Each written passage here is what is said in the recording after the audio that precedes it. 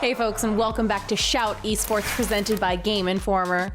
I'm Jess Brohard, and here are some of the things that have been going on in the world of eSports lately. First up, the 2020 League of Legends World Championship in its isolation bubble in Shanghai finally wrapped up, with the 6-week-long event culminating in a win for Damwon Gaming.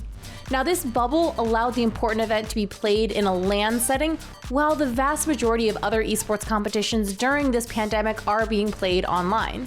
The bubble system functions somewhat similarly to the NBA's, with practices like quarantines and COVID testing in place to ensure the health and safety of the players and the staff on site. Now, the broadcast talent joined remotely from their studios in LA and Berlin. The Rainbow Six Siege North American Major followed suit November 13th through 15th, with a last-minute decision to operate on LAN in Las Vegas. Now, the decision to go to LAN for both League Worlds and the Rainbow Six Major was surely not arrived at easily, but in the end was arguably the right decision. Events like the Call of Duty League Championship that operated online in August drew widespread criticism, especially from the players themselves. Octane, playing for the Seattle Surge CDL team, cited concerns of server reliability, competitive integrity, and more.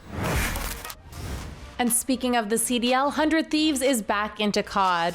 After sitting out the Black Ops 4 season, 100 Thieves have purchased the CDL franchise spot previously owned by Optic Gaming Los Angeles.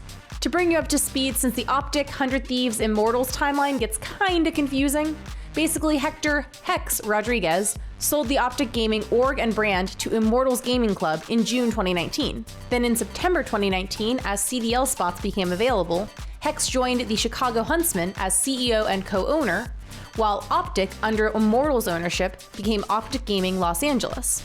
Fast forward to October 2020. Hex has reacquired Optic Gaming, including their CDL franchise spot, but remember, he already has an ownership stake in the Chicago Huntsmen, and CDL rules prohibit anyone from owning more than one team. So the solution? 100 Thieves founder Nadeshot purchased Optic LA and rebranded it as LA Thieves. Now, meanwhile, there is speculation that the Chicago Huntsmen could turn into Chicago Optic. However, the CDL allegedly wants team brands to stay with their established cities, meaning that the Optic Gaming branding would have to stay in LA. In other virtual event news, in lieu of a traditional TwitchCon this year, we got GlitchCon.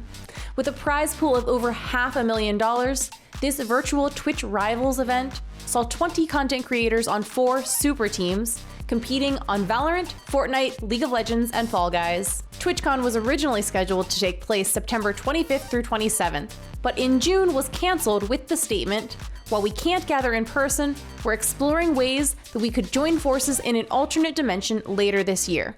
So thank goodness we finally pieced together that puzzle. And finally, looking ahead to next year, Blizzard also announced plans for a virtual BlizzCon taking place February 19th through 20th, 2021. President J. Allen Brack announced on November 3rd in a fireside chat video that the event would be free for all viewers. That's all I've got for you this episode, but be sure to check out GameInformer.com and the Game Informer YouTube channel for more videos just like this one. And remember, the next episode of Shout eSports coming in December will take you through the basics of hardware, software, and equipment that you need to get started in your career as an esports host, caster, or content creator. Once again, I'm Jess Brohard, and you can catch my streams at twitch.tv/Jess or leave me some feedback on social media at Jess Brohard, and I'll catch you next time.